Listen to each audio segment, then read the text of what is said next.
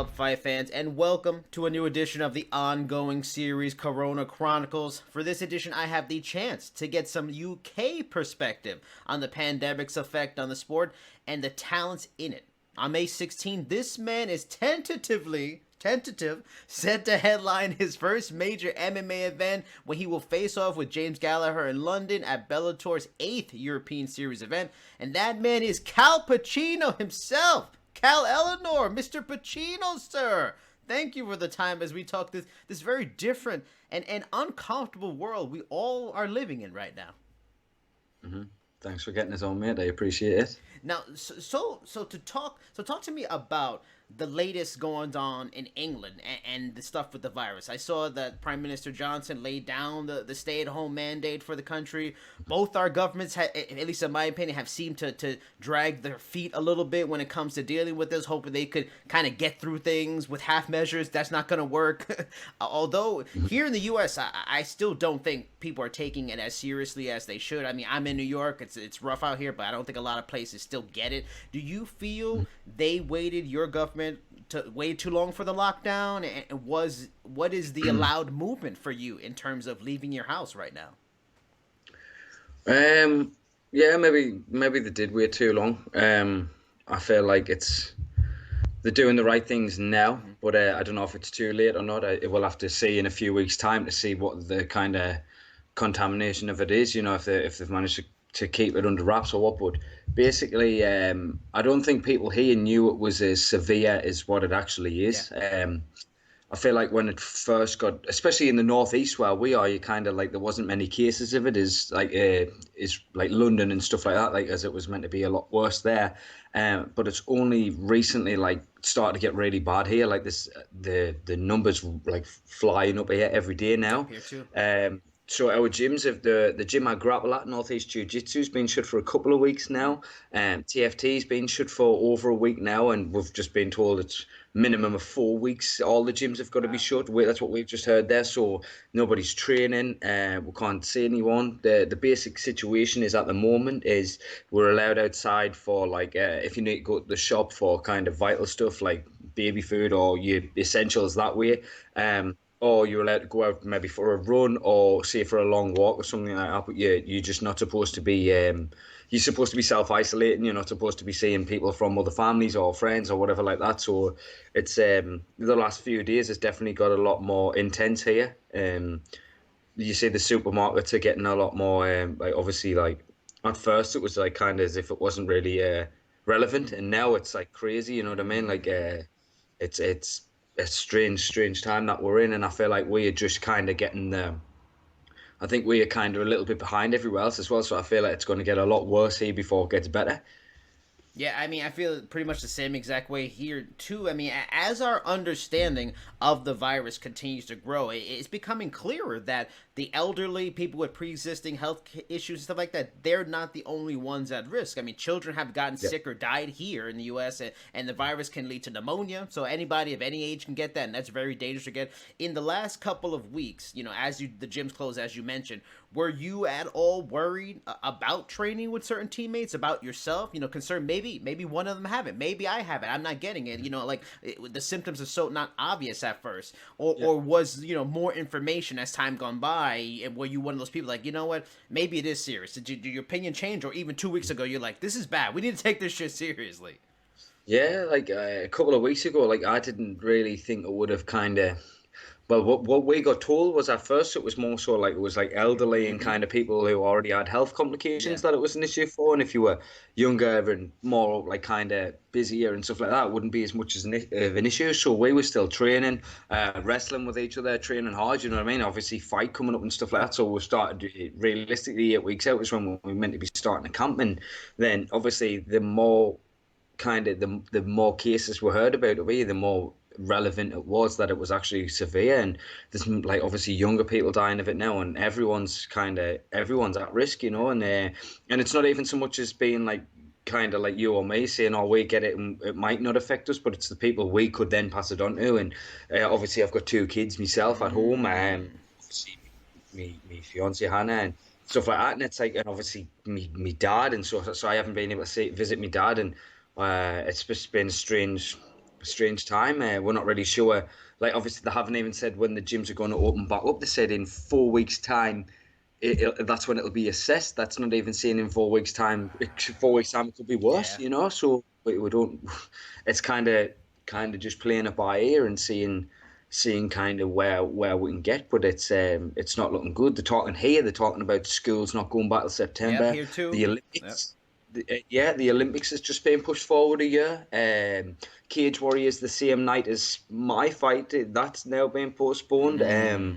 So nobody and nobody really knows kind of what's happening. You know, it's not like I can even get a training partner to come into my house and do some training or anything, even Yeah. pads in the back. Nothing, because it's still the same. It's, you know what I mean. So it's about just doing the right thing now, and I guess just putting everything else on the back burner and just kind of like letting this thing ride itself out, no matter how long it takes. And I'm glad you mentioned that. I didn't know about that. The Cage Warriors event same day has been postponed because I was going to ask about your event next because it's still a ways away. It's far enough away where we can hope. Okay, things might change. It's all of April still in front of us, but then again, it's still in that area where a lot of experts will say, "Hey, we need like 8 to 12 weeks and stuff like that, and Yep. stuff like that." How do you feel about it going into this? Are you feeling confident? Are you trying to stay optimistic, or are you getting kind of down each week as the news gets worse and worse, and you're kind of like, I don't even know at this point anymore. You know what? If it had been the first time that this fight was supposed to happen, I would have been like devastated now and beside myself. And it's been that long that I've been training for to fight James, and it has been that much back and forth, and there's been that much gone on in the time. Like, now, I just think, you know what? I'm not even bothered. Like, it is what it is. If I get a fight him, awesome. If not, we're gonna fight one day. Yeah. He wants to fight me as much as I want to fight him, and I think a lot more people are interested in the fight now. So regardless when it is, it's going to happen. And obviously, who's to say? Like, obviously, if things clear up, they might say that it's still a possibility that it can happen. I don't know. The only thing is, it's just like I think he's stuck out in Dubai. Mm. Um, I don't know if he's still. That's what I heard. I don't know if it's true, but I know he was. He was out in Dubai. But the gyms are going to be shut out there. All the gyms, because I was thinking about just jumping a flight to Thailand Mm. and trying to train out there for a while. Now all the gyms, my friends actually stuck in Thailand. Now everywhere's Wow. shut. My friends actually stuck out there, and he can't get back. So everywhere's shut now. I think everywhere's kind of taking it seriously now. And I mean, even if, so say this next 4 weeks pass, and then what? Then they're going to see 4 weeks for a camp, um, because it's 7 weeks Saturday. So I don't know, I honestly don't know. Like, it's crazy. It's so much in the air. I don't even None of the meal prep companies can deliver anything Yeah. like that. So now at the minute, it's just kind of just getting through each day. Like, I'm at home now, and I've just nipped out there to get all the shopping for the kids and stuff like that, and just trying to make everything kind of happen at home. So I guess we'll just have to see what happens in the coming weeks. Now let's say let's go on a positive note to eventually have to go negative again. But let's say it can happen because it could very well be a thing like the UFC is really trying to push this upcoming event with Khabib and Ferguson. They're talking empty arena. One championship is supposed to start April 25th, empty arena indefinitely. So there's a chance maybe by May 16th it goes on, but empty arena. What are your thoughts on the fight possibly happening? Arena with no people. Would not getting to compete against the Irish star James Gallagher in London with all your countrymen behind you take something away from your excitement for it, or you don't give a damn which way it happens at whatever way it Mm. happens at this point? Just happy to have the fight happen. Yeah, definitely. Like, I mean, like, obviously having the crowd and that there's cool, but if anything, not having the crowd there is probably easier, if Okay. that makes sense. Not for more reasons, more than Yeah. one. Um, I just feel like kind of the venue for one's not as hot. And I don't know, maybe it would be weird, I kind of I've fought earlier in my career when I've been first on a big show. I fought on ACB, the big, it's ACA now, the big Russian show, and that was in an arena. And when I fought there, the times of the show was messed up and everything, and I ended up fighting and the arena was empty there. So I've done it before. It's nothing new to us really, that kind of. And I just feel like a fight's a fight regardless. I feel like once you're in there, it's the same. whether it's in front of 1 million people or none or it, wherever, you know what I mean. A fight's a fight. Once you start throwing shots, you zoned in regardless. So, in that regards, I'm not really bothered. I'd fight anywhere, any arena, any crowd, no crowd, whatever. I just like to fight, and I'd be happy to do it And And regardless. that's interesting you mentioned that because I was just talking to Edward Folleyang for One Championship yesterday and asked him similar thing. You know, if he gets back in action with one in front of a empty arena, will he be fine with it? Because often they'll put him in events in his home country in the Philippines, and he said it might be easier. You know, and just like you, so that's interesting to know. But of course, this fight being postponed would be a financial setback because you gonna get a payday now. Might not get the payday, but beyond that, this fight more than anything is a great opportunity to lift your status in the company and the sport because James does have a lot of attention around him. Like you told me when we talked here in New York, winning this could get you those opportunities that you really want in other opponents. Is there a fear that if this fight gets postponed, which would be not the first time, you might end up getting paired up with somebody different on another card, not in the main event? Is that more of a worry than even the payday? You're losing out on this career opportunity? No, you know what it is? I feel like if it had been the first time, maybe Yeah. that would be the case. But now I feel like kind of more people kind of know who I am, and there's more kind of interest Mhm. on my part now. I feel like a lot more people Yeah. do know who I am now. I feel like if this fight doesn't end up happening, I think I probably will end up getting another opponent this time round, and I think they'll get him someone else just to kind of like Yeah. give us a new direction and then see what happens in them fights and then maybe put us back together. I don't know. But to be honest, I genuinely don't even care. Like at first, like yeah, like I was to not fight James. I was like, oh, finally an opportunity to fight someone kind of who Yeah. would elevate my career a lot in beating him. But now I just feel like nah, it doesn't really matter now. I feel like, especially the company are definitely invested in me now. I feel like they're pushing me a lot more now, and I feel like whether the fight doesn't happen and they get it someone else or not, it doesn't matter because eventually people will know who I am in the organization and I will get the big fights regardless of James or not. Like James was saying before, oh, I need him and he doesn't need me, and I don't feel like that's the case. You know, I feel like me skills will get us to where I believe I should be anyway. So if it doesn't happen, it doesn't happen. If it does, awesome. If not, I'm not really arsed, and I'll fight him one day. We can't be in the same organization, the same weight class, and still and be kind of similar records and stuff like that, and not end up having our cross paths or Yeah. passes. Yeah. You know what I mean? Our paths cross. So, um, regardless, it's gonna happen one day. Now I'm So glad you I'm also easy. brought up training and preparing and it's and because I've talked to fighters that were on cards that were canceled and it's frustrating for them. But you are in that group now that we're starting to get to as the weeks go on that are supposedly still scheduled, still booked, and kind of in flux. But like you mentioned, it's a problem all over the country. Gyms everywhere are closed because MMA is just the opposite of social distancing and 6 feet and all these kinds of things. So, like I talked to Cody Stamen, he was supposed to fight in the UFC Columbus card. He was talking about making a makeshift gym at home and stuff like that. So, what are you doing? Because you mentioned like even training with people with pads, and stuff like that. It's you got to worry a little bit. What are you doing? Because you have to keep staying in shape. You are preparing for a fight. You have to stay on diet. What are you doing if your meal plans can't come? How are you staying on your diet? All those various things from home. How are you doing it?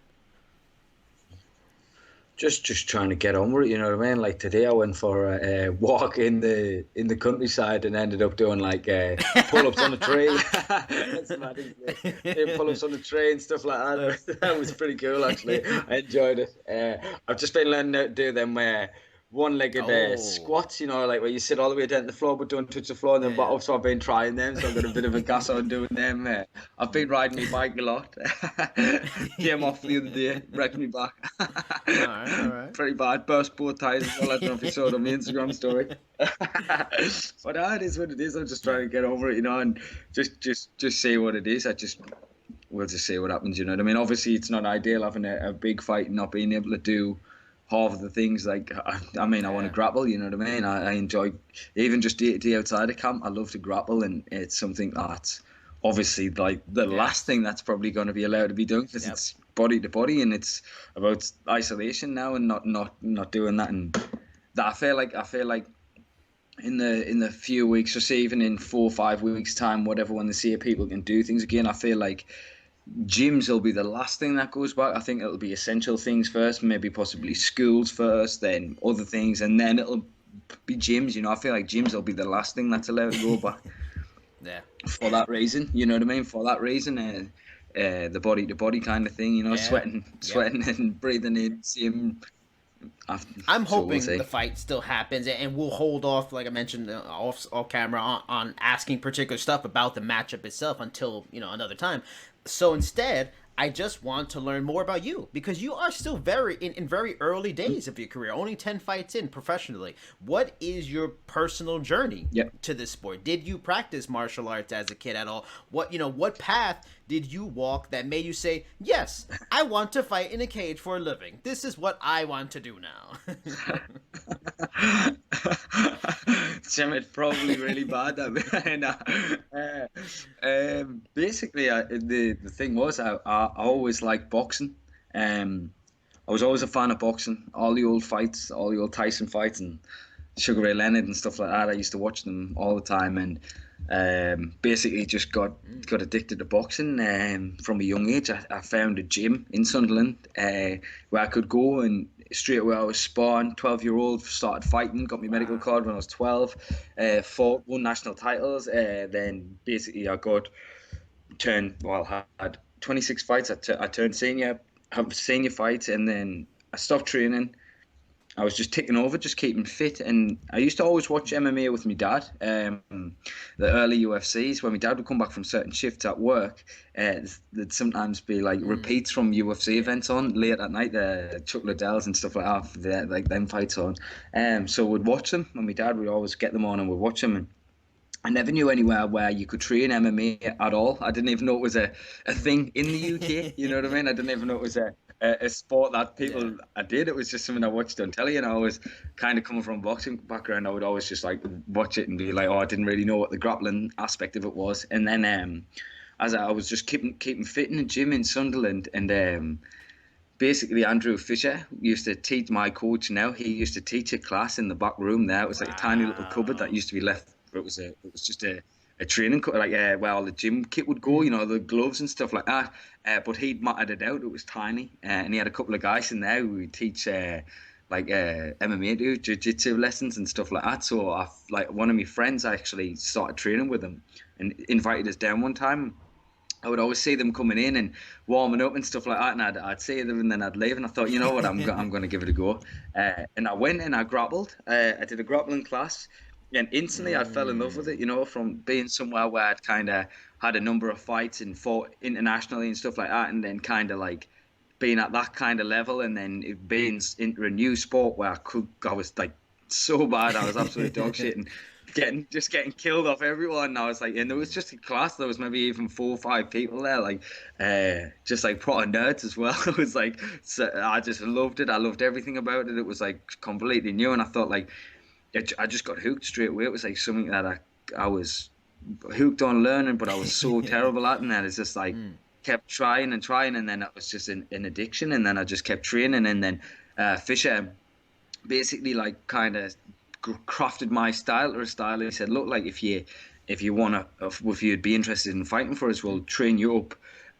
so you can have an MMA fight. We'll change your style a bit. So you're not like Yeah. predominantly boxing based. Your stance is a lot shorter. You're not getting that leg kicked off. You're not getting taken down. Not getting if you do get taken down, you can get back up or Mm-hmm. stop yourself from getting submitted. And that's pretty much all we drill. Like that was my first camp, getting ready like that and changing my style and adapting it. And I ended up fighting a grappler who was tough as hell. And had a absolute war. And from there, like I was just hooked, and I won every like I had a. It was semi-pro rule set back in the day, so I had like 4 semi-pro fights, and then turned pro and just started Was fighting there, from there. because you mentioned, like, coming up as you got into the sport, you weren't even sure there were MMA gyms really in the country. So were there fighters in major promotions that you did idolize on some level, that you saw them do it and represent the country and represent the England in Britain in the sport, go, oh shit, he can do it, okay, yeah, this is for real. Was it Uh-huh. somebody? Yeah, in a sense, like obviously, like my coach was still an active fighter Ah, at the okay. time, so he's still fight active now. He's just recently Oh re-signed with Bellator. wow, He's just okay. not fought for a couple of years. he got an injury and he's finally coming back off the injury. So hopefully we'll get to see him in the Bellator Europe cage this year and see what goes on there. He's fought for Bellator before. He's fought in Wow. America a couple of times.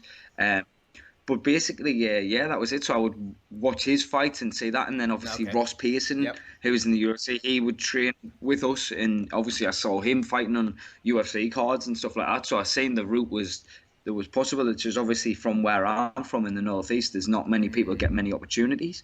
Um, not many people, I think, will get kind of overlooked, especially in the UK as well. The Northeast Hmm. always seems to get overlooked by some other region. It was always the same when I Wow. boxed as well. You know, I beat some really high level kids. I would beat them, and then the next year they'd be boxing internationally for Wow. England, and I'd schooled them. You know what I mean? I would list names now, like a couple of names, you know, who I beat convincingly, and then they went on and did Wow. loads of stuff in boxing. It was like just stuff like that. Like it's always the same. I feel like the Northeast always kind of got overlooked. So that's kind of why I want to do so well. You know, I kind that kind of pushes us on because I feel like if I can make a big impact in from being where I'm from, I can open doors for other people, young kids, especially in Sunderland, the Northeast in general, but especially in Sunderland. You know, where I'm from, like council estates and stuff like that, and show people like there is a way to kind of get to these levels if just by working hard and believing in yourself. Because obviously we just come from nothing really. We haven't got like everything. We're not loaded. We haven't had some superstar come from our gym who's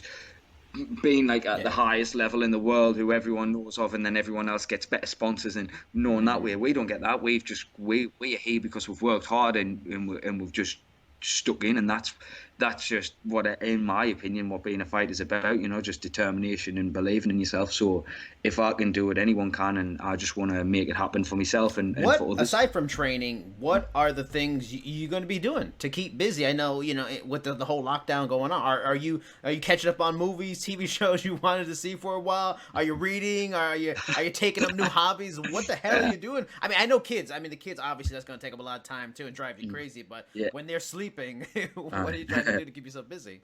yeah. I like. You know what? I like my guitar. I haven't played my guitar for a little while because I've been so busy. So I'll probably get me guitar back out. I've got an MPC, like a computer that plugs into my laptop to make music on. I like doing stuff like that. But yeah, definitely. I've been watching loads of fight footage. That's pretty much all I do anyway. To be honest, I just watch fights all the time. But I've been watching loads of stuff on telly. I love watching crime Yes. documentaries and stuff like that. I feel like interested in that kind of stuff. So just trying to catch up on some stuff like that, really. Yeah, and obviously spend time with the kids. You know, I've been going out for some pretty long walks with Jesse and Tommy down the beach, and just doing cool stuff like that. Like it's fun, you know what I mean. And obviously when I'm training morning and training night, sometimes we haven't got the time to do all that kind of stuff. So it's been a kind of blessing as much as it's been a curse, this whole lockdown thing, because I've been able to spend a lot of time Things, with them. we're all bummed out and it's kind of a depressing time and all the news is difficult, but let's be selfish. Let's be selfish for fun. We need some fun and stuff like that. So there's a lot of things we're talking about, fights being postponed here in the US, NBA, MLB, NFL, or NHL postponed, March Madness, movies, Fast and Furious 9 pushed back a year, Black Widow pushed back. One of my favorite shows last week tonight, John Oliver, he's from England. He mentioned that one of his favorite soccer teams was like a few months from winning the championship, and now that's on hold and everything. Like, is Yeah. there something that you were like, "Fuck coronavirus, man! Damn, I can't watch this now because of you. Like, I miss this." Is there something you miss right now?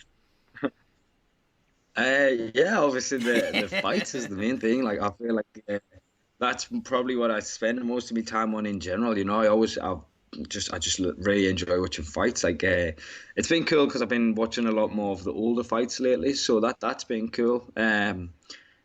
I seen that put the UFC put Shogun and Hendo Ah, number nice. two on the other day, so I watched it again. But the first one's my Mm-hmm. favorite. That's the best fight. That's the best MMA fight of all time, in my opinion. I don't think anything will ever top that. I feel like that for me is that's the best fight ever. So hopefully they put that one on because I would watch that every day, literally every day before I went out to train. I would watch that fight like it's sick. So mostly just watching fights. But like live fights, obviously, the UFC. Sometimes when I can work it out, I try and stay up for them. You know, try and get a little bit of sleep and then wake up and watch some of their cards. So that's a bit of a Yeah. stinker that that's not happening lately. Uh, But Now, That's it I'm mostly. always a big fan of nicknames, and I've been told you don't give yourself often your own nickname. It usually comes from a friend. It comes from, I've heard it come from promotions. I've heard it come from coaches. Now, Cal Pacino. Now, I love Al Pacino. So, Cal Pacino is right down my alley. I love Cal Pacino. Now, tell me the story of how one becomes Cal Pacino.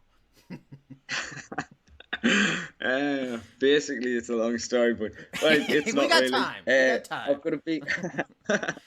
I've got to. I don't know if you can see. I'll try and find out where the camera is. I've got a big scar down the middle of Uh-huh. my face Yeah, here. yeah, yeah, yeah, yeah, yeah. You see the Can you skin see that? change? Yeah, the color change. Got a big. I've got a big scar down the middle of my eyes here, in between my eyes, and one of my friends when I was a kid used to always call it Scarface. If we were arguing, he would call us it, and I hate it. I hate it.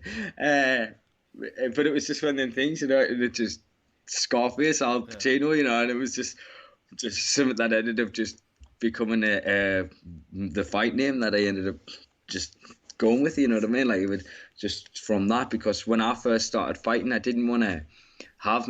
Funnily enough, I didn't want to have me real name, Cal Ellenor, because at the time if I felt like if people put Cal Ellenor into Google to see if they could find any of my fights or anything, all this whole boxing, junior BAs and boys clubs and stuff like that would come up, and fights, potentially information about fights that I'd had. So at the time, I was primarily a striker who was a kind of anti-grappler and anti-wrestler who would just try and defend, take down, sprawl and brawl style, and just Yeah. try and strike. So I didn't want people to know that I had a boxing background. I felt like if they kind of looked that up, they would automatically Yeah, try yeah. and take us down. Because obviously back then as well, when we were fighting semi-pro rules, we used to fight in pro gloves anyway. Now they have the big dome gloves, but we didn't have that. We used to fight in 4 ounce things. So I felt like as soon as people know you can strike, they would initially just straight Yeah. away just try and take you down. And I didn't want to have them kind of fights. I wanted a chance to clock somebody first, you know what I mean, before the end of the, because Yeah, that always yeah. ends up happening anyway. As soon as I punch someone, they always try and take us down anyway. That's exactly how I see the fight with James going. As soon as I clock one, I feel like he'll try and take us down. But yeah, so that was it. So kind of like the Scarface thing, just worked. I thought, right, there's a name that kind of can go with that, and people's not going to know my real name. And that was it. And that was just kind of, so it just started from there. And then it was just a bit of fun really at the start. And then when I fought in South Africa, they loved it. You know what I mean? They didn't even refer to it as Cal Ellenor at all. Everyone just out there would just say Cal Wow. Pacino, and in the comments after a fight or whatever, or when a fight of mine got announced out there, they just got me. Especially what massively helped as well was my first fight in South Africa. I was undefeated at the time. Went out there and fought the guy who's been out there for ages, who for the love out there as well. He's from like a family of fighters out in South Africa, in Johannesburg, and they love him out there. And I went out there and I bashed him up. I fought at altitude, Wow. 6,000 foot above sea level or whatever it is. I took it on short notice, went out there, and I felt like I didn't even get out of first gear. Nothing really happened in the fight. It was a decent fight, but I felt like I won comfortably. I dropped him. I hit him with one shot in the third round, just one right hand, and dropped him on his back and stuff like that. And I felt like I won easily. And pretty much everyone who's got eyes actually Yeah. thinks the same. It's on YouTube. And they give that the Oh. decision to the other guy, and there was hell on about it. Like I still got paid as if I won and stuff like that, and that just it kind of elevated my career massively because everyone felt so bad about the decision.